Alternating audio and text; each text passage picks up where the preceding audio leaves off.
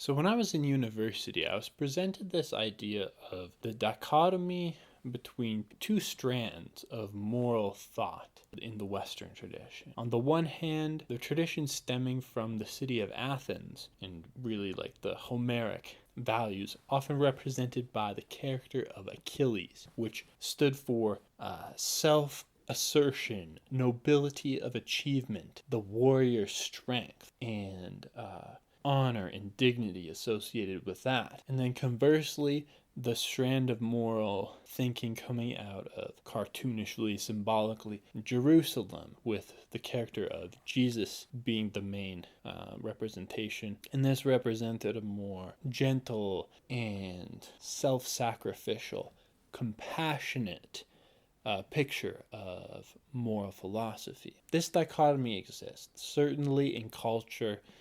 Let's not completely write it off. But I put it to you that at least from my reading of the Odyssey, there are significant complications to this idea that Homeric values center around merely militaristic might and self-assertion, and that compassion is like, I don't know, some kind of like Christian innovation. We kind of do have this impression of, these old war-torn societies where, people are just getting like their villages raided all the time, and, it's chaos, whatever. As Mr. Thomas Hobbes would have put it, nasty, short, brutish, and I'm forgetting one. So to then attribute what we kind of cartoonishly think is like the single oldest book with those values, it makes some sense. There's some conservative style moral thinking that goes into that a little bit, possibly. And fair enough. The dichotomy, I think, is talking about something real. I think in university, we talked about how this manifested in like Beowulf in this class I took. On the one hand, you've got like those pagan warriors wanting to beat up Grendel and have a big kingdom with warriors and stuff. And then on the other hand, you have this idea of like piety, worshiping God, having gratitude and compassion, and so forth. I've picked out 4 passages from the Robert Fagles translation of Homer's Odyssey that highlight the ancient Greek value of things like compassion, hospitality, kindness, gentleness, and similar things. Of course, there are certainly passages that present other values. This is a very rich text. The climax of the story is about Odysseus and Telemachus killing the suitors and butchering the women who betrayed their household. That's in there too. If you haven't read it yourself, or even if you have, like I read this a few months ago, and yeah, there's a lot of stuff that went over my head, went in one ear, out the other.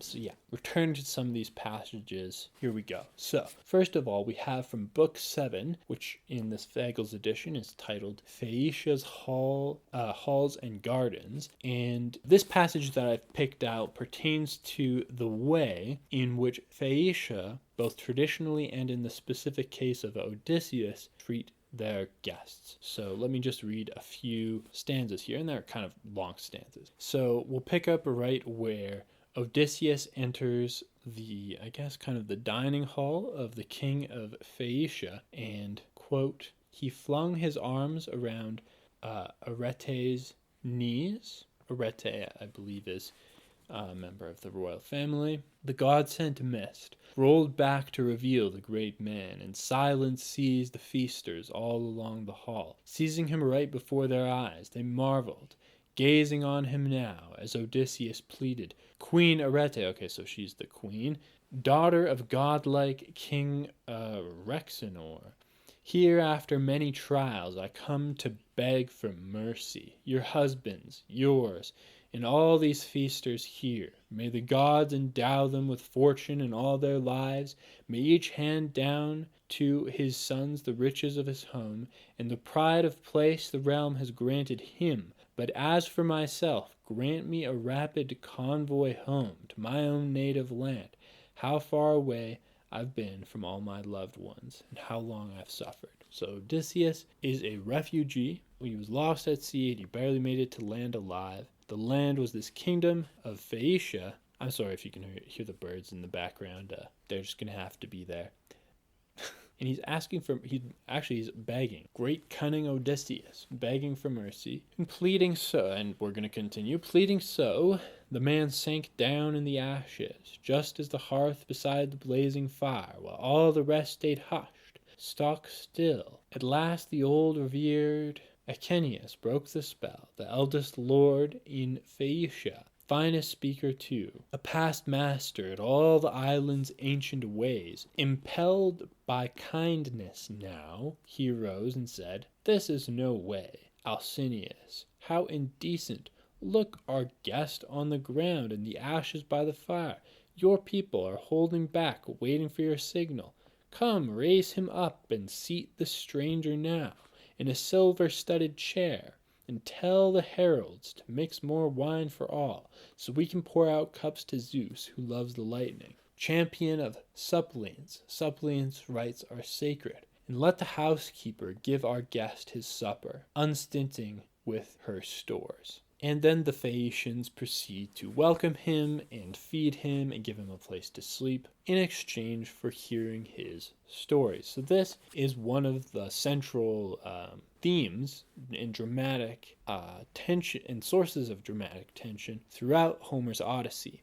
Homer is lost in the Aegean Sea, and with each little episode, at least until he gets back to Ithaca, which is its own story, he encounters an island with a host, and the whole summation of all the dramatic tension that takes place is basically in how each host and how each guest on each island responds to the question of hospitality. So in the case of like the famous Cyclops story, that's an example of like how not to behave, both on the case of Odysseus, who I think was like stealing stuff, and in the case of Polyphemus, who was, going to eat them, which is like not how to be a good host, I think is like the takeaway. They also, I think this is how Odysseus loses his crew, is when they go to like some other island and they're allowed to stay there on the condition that they don't harm any of the sacred cattle on this island. And sure enough, eventually some of the crew members kill and eat the cattle of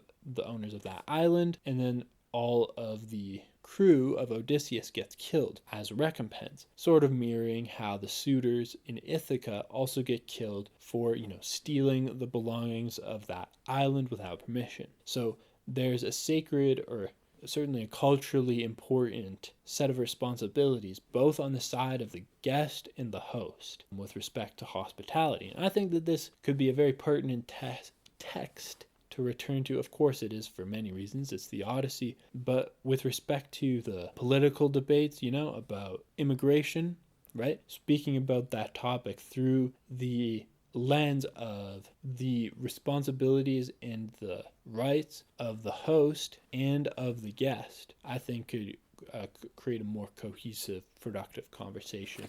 So that, you go to visit another place, you must be respectful. Someone comes to visit your place, you must be welcoming, right? It's both required. Okay, so now we have Achilles in the underworld. This is in book 11, which in the Fagles translation is called the Kingdom of the Dead. And this is noteworthy because we're visiting Achilles, right? The great hero of martial might, apparently the epitome of Homeric values, right? Depending apparently who you ask. And he's the one whose young death on the shores of Troy is supposed to be this exemplar of like a great military hero, a great strong man with honor and valor. And there's nothing to that side of it. You do have like the odd historical figure like Alexander the Great, from what I can gather, who seems to have pretty much intentionally modeled his own life after Achilles. There's kind of some interesting parallels there.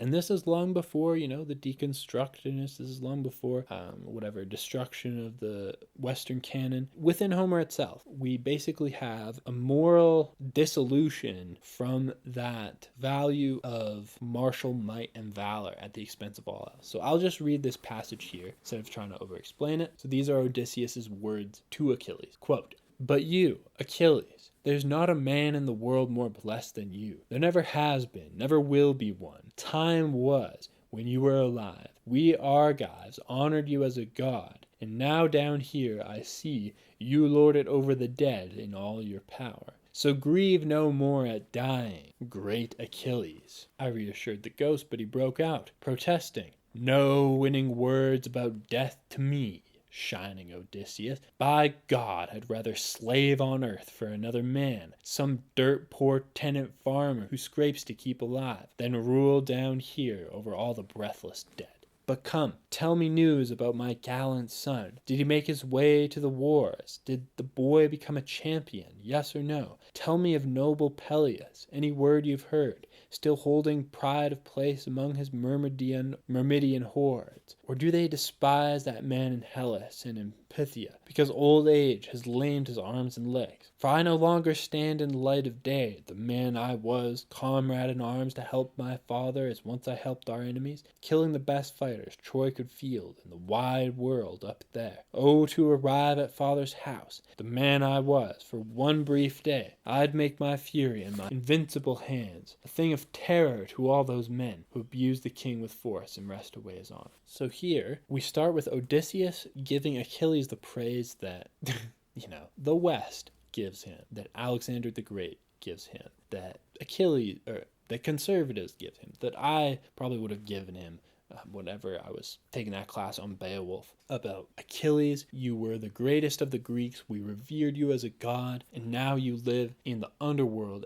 as a king. Glory to you, great Odysseus. Don't be sad about your death. You have greatness for the ages, right? And Achilles replies, I would literally rather be a slave than be the king of the dead. I miss my son, I miss my home, and I really miss my dad.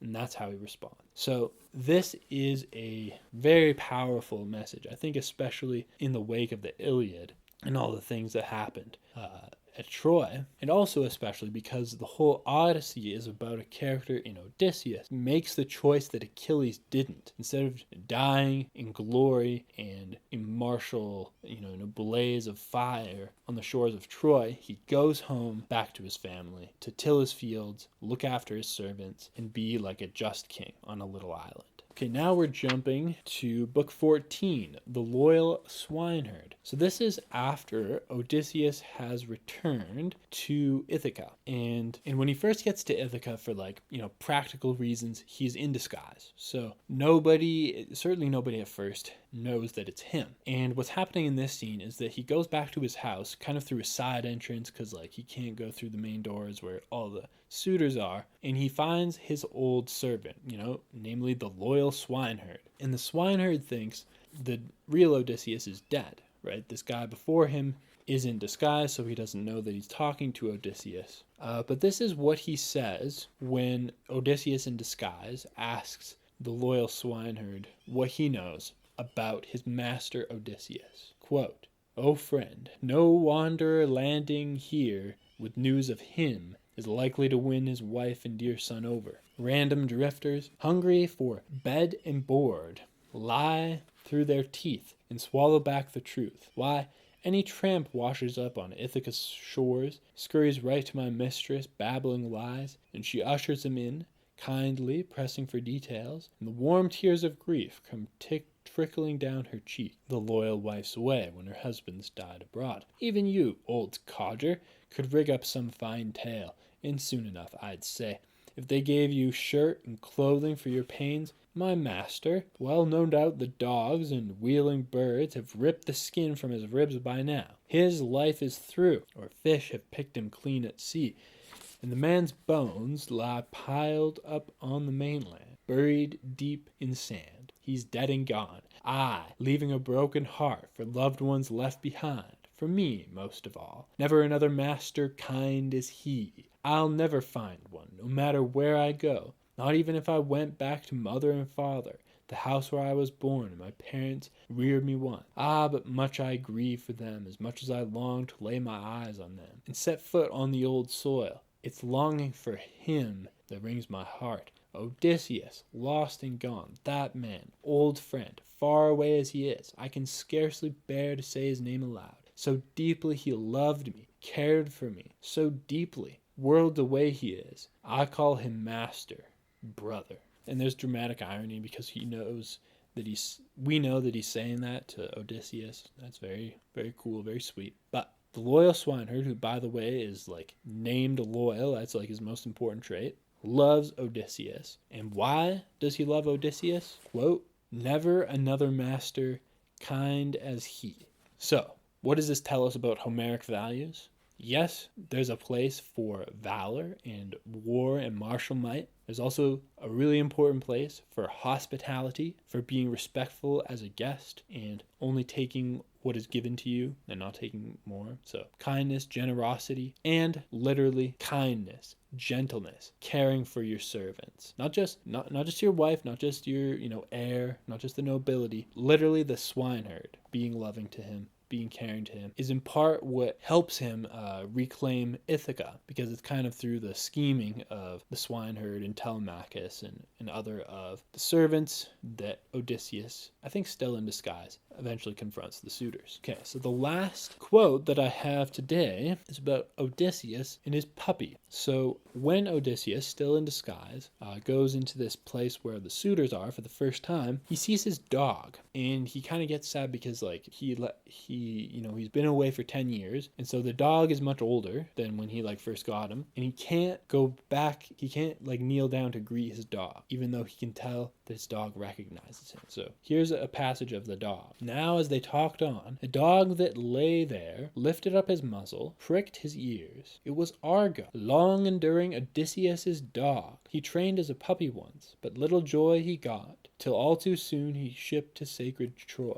In the old days, young hunters loved to set him cursing after the wild goats and deer and hare. But now with his master gone, he lay there, cast away, on piles of dung from mules and cattle, heaps collecting out before the gates, till Odysseus' serving men could cart it off to manure the king's estate, infested with takes, half dead from neglect. Here lay the hound, old Argos. But the moment he sensed Odysseus standing by, he thumped his tail, nuzzling low, and his ears dropped, though he had no strength to drag himself an inch toward his master. Odysseus glanced to the side and flicked away a tear, hiding it from Eumaeus, diverting his friend in hasty, offhanded way. Strange, Eumaeus, look, a dog like this, lying on a dunghill. What handsome line! But I can't say for sure if he had the running speed to match his looks, or if he was only the sort the gentry spoil at table, show dogs, masters pamper for their points. And it goes on to finish telling Odysseus' story. But I find it very, very striking and very beautiful that concerning these values of loyalty and kindness, they extend not just to the swineherds, not just to Telemachus and his wife and everything else, but even also to his little dog, his loyal puppy. That passage also struck me because one of the very final climactic moments in the great Hindu epic, the Mahabharata, also ends with the main hero being very kind to a dog. So yeah, I thought that was an interesting parallel. So there you have it. These are the values of Homer, at least according to those 4 passages. Hospitality, being a good guest, being a good host. Kindness, family before dying at Troy. And loving your servants, loving your dog. For more videos about dogs in literature, check out this video I made about Cervantes. And yeah, make sure to subscribe, and I hope you have a wonderful day.